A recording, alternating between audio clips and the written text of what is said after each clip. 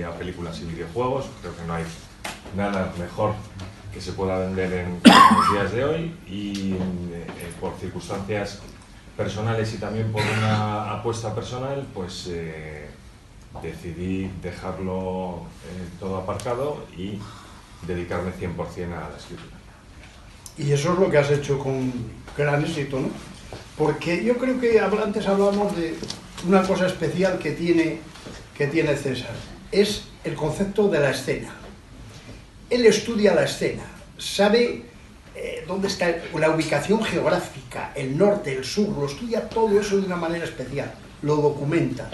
Por ejemplo, cuando te habla de Moscú, pues es que Moscú era una ciudad antes de la perestroika que daba miedo, porque primero no había anuncios de Coca-Cola ni de nada de por la noche, a las 10 de la noche se convertía en una ciudad fantasma, no había absolutamente nada. Luego todas las casas eran grises, muy parecidas, porque como eran todas para dárselas a los mismos, daba igual el ingeniero que el ayudante, que no sé qué, daba todo igual. Y luego además había una jícara cada 300 metros, como en los pueblos de hace 150 años, cuando yo empecé a vivir. Hace 150 años. Eso es. Y entonces, claro, todo eso está muy bien estudiado. Luego, fíjate, había habido un asesinato en el Moscova, en el río, al otro lado del parque que está al otro lado del río, frente al Kremlin. Sí. Allí había aparecido una serie de asesinos, un asesino en serie que había matado a no sé cuánta gente y la había ido enterrando, y iban apareciendo los cuerpos de los asesinados, iban apareciendo por el río Moscova de alguna manera desgranados, ¿no? Y todo eso, además, con una ciudad que entonces se autoespiaba, porque había un control grande. Claro, con todo eso, pues a ti te lleva después ahí a continuar con Dies Irae y con Consumatum Est, que es cuando terminas la primera trilogía. Sí. ¿Qué te parece? ¿Por qué empezaste tú a ver lo de Dies Irae?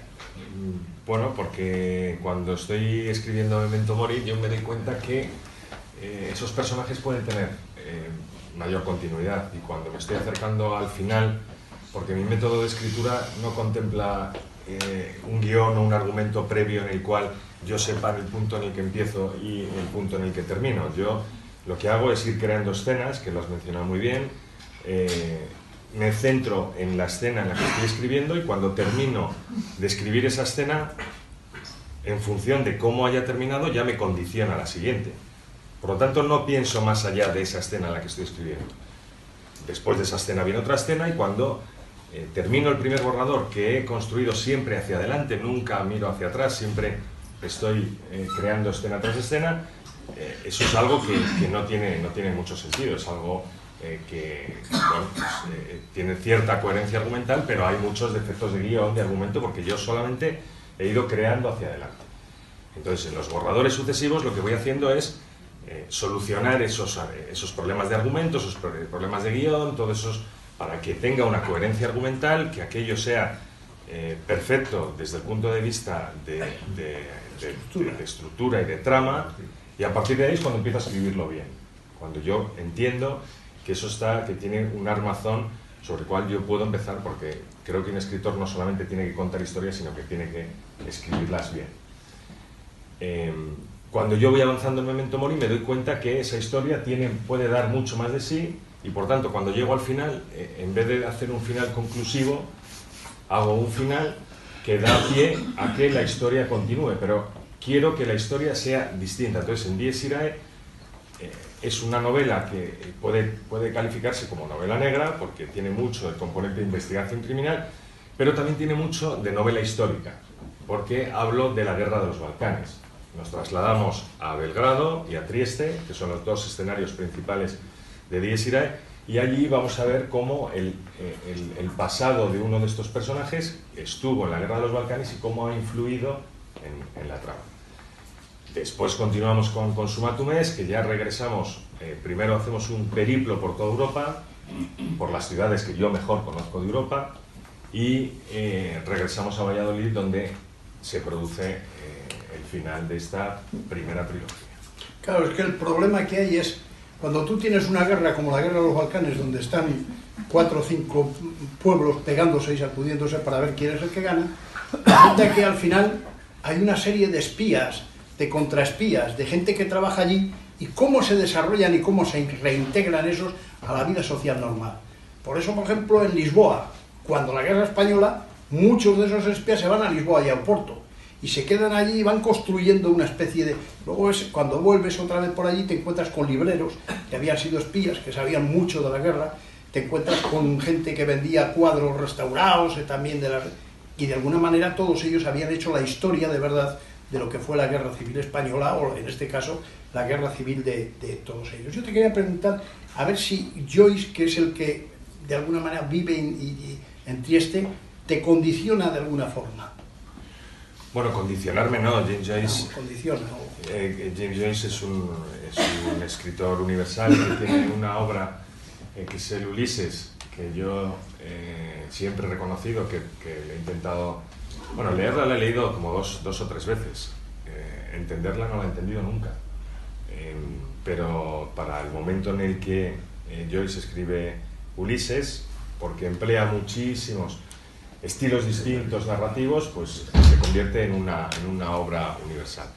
En esta novela lo que nos vamos a encontrar es el final de la carrera delictiva de Augusto Ledesma, que él tiene una obra por cumplir, y detrás hay una serie de investigadores que en este camino sangriento que él recorre por Europa, pues le van a ir persiguiendo, como es Ramiro Sancho, que es el investigador de aquí de Valladolid.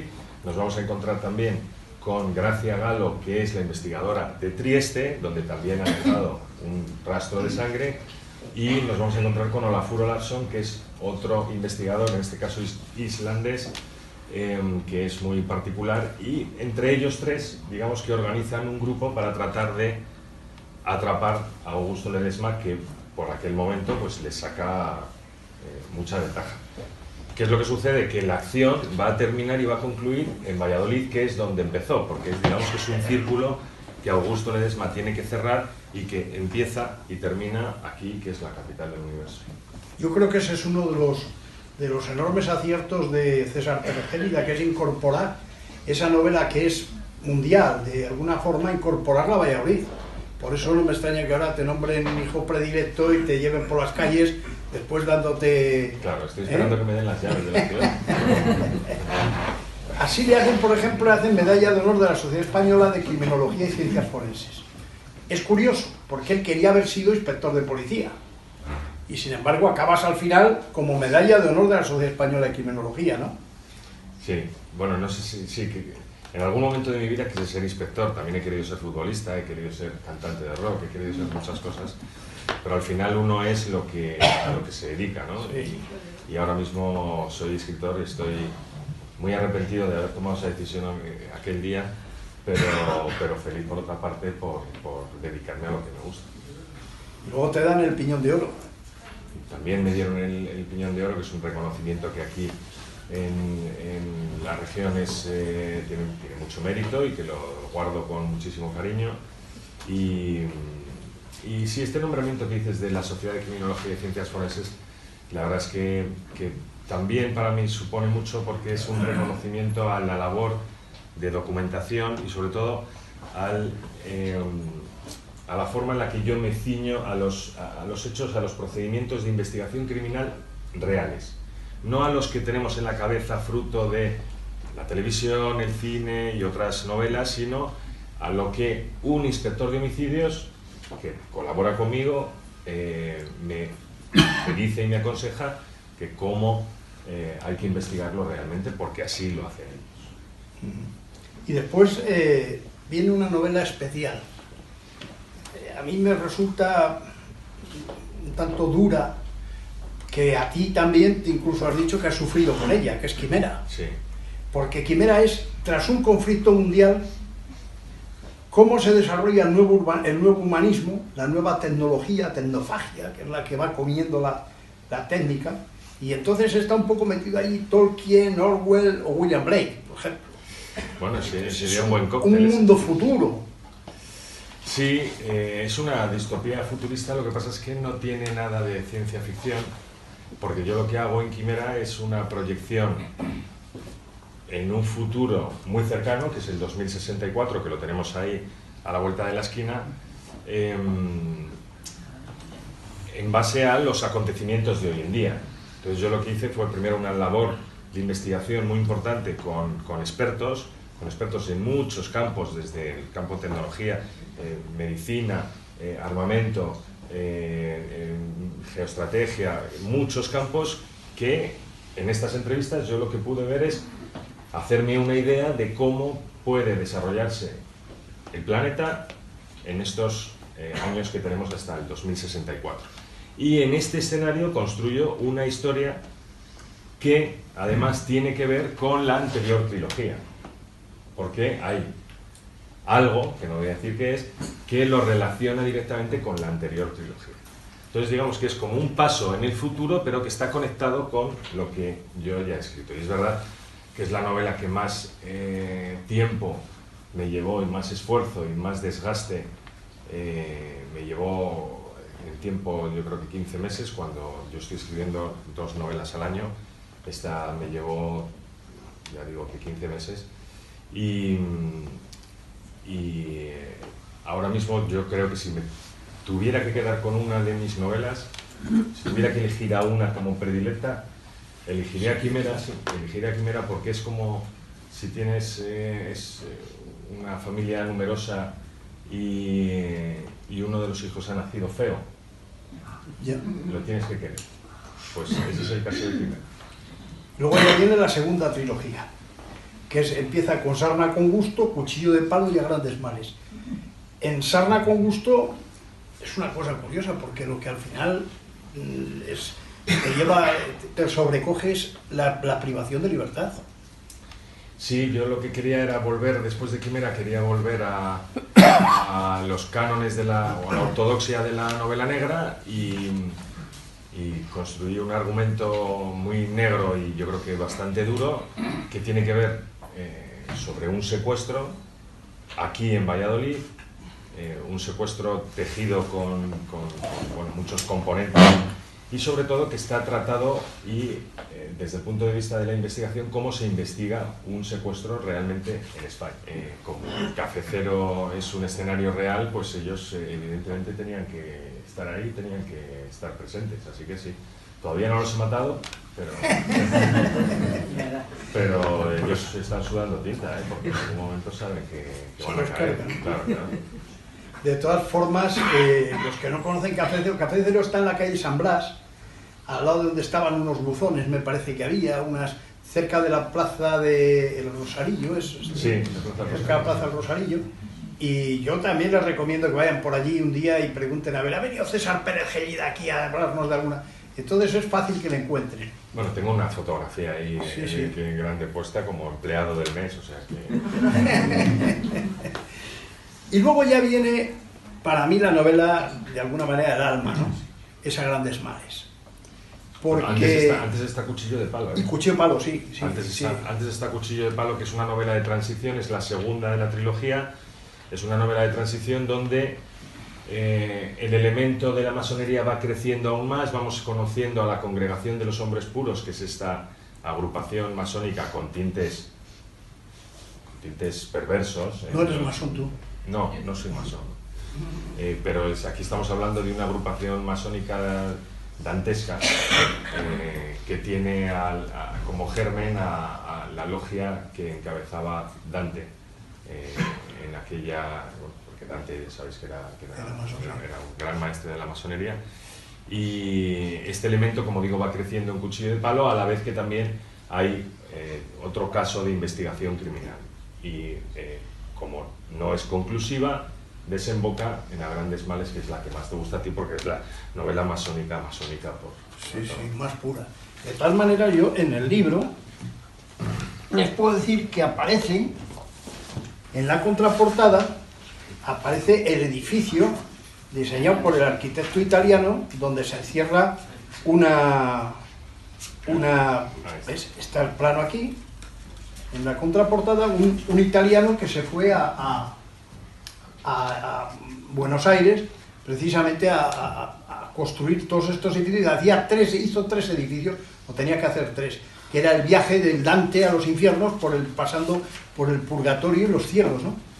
Sí, era Mario Palanti, era un... o sea, que es real, estamos hablando de 1921, que es cuando se proyecta el edificio Barolo. Es un edificio que existe, está en Buenos Aires, sobre la Avenida de Mayo, que tiene además un hermano gemelo en Montevideo, que es el Palacio Salvo, y que es exactamente, bueno, no es exactamente igual, pero es muy parecido, también proyectado por Mario Palanti, y que su idea era construir, porque en la Divina Comedia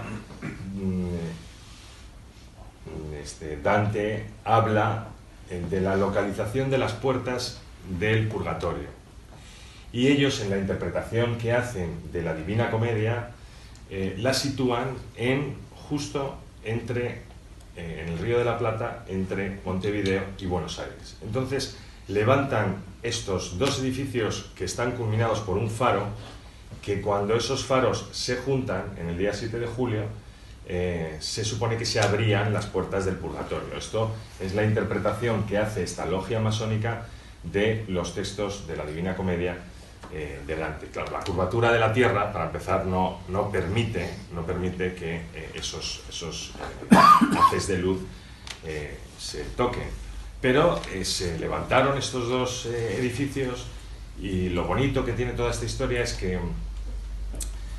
los dos empresarios que pagaron estos dos edificios, uno que fue Barolo, el de Buenos Aires, y Salvo, que fue el de Montevideo, ambos murieron de una forma un tanto enigmática, exactamente, con pues uno un aparente suicidio, el otro un aparente homicidio por unos motivos que luego resultaron que no eran tales. Pero bueno, los dos eran grandes empresarios italianos relacionados con el mundo textil, pertenecientes a la logia masónica, y los dos no vieron finalizada su obra porque ambos fallecieron, pues ya digo, por causas muy extrañas. ¿Y de cómo eso te enteras tú?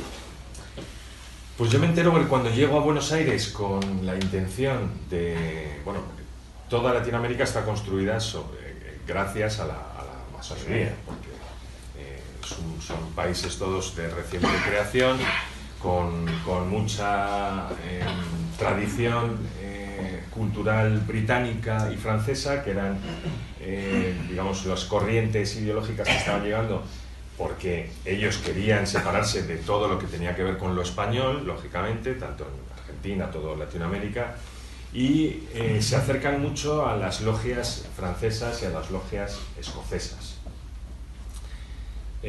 Yo sabía que había un componente importante allí en Buenos Aires de masonería que todavía sigue estando vivo, y lo único que hice fue escarbar, y cuando me contaron que existía un Danteum en Buenos Aires sobre Plaza de Mayo, pues la verdad es que no tuve ninguna duda en que había dado con la clave de la novela. Ahora, esta novela, si Quimera es la que más me ha costado escribir, a grandes males es la novela que más me ha costado dar forma, por la complicación que tiene toda la trama en torno a la interpretación de la Divina Comedia.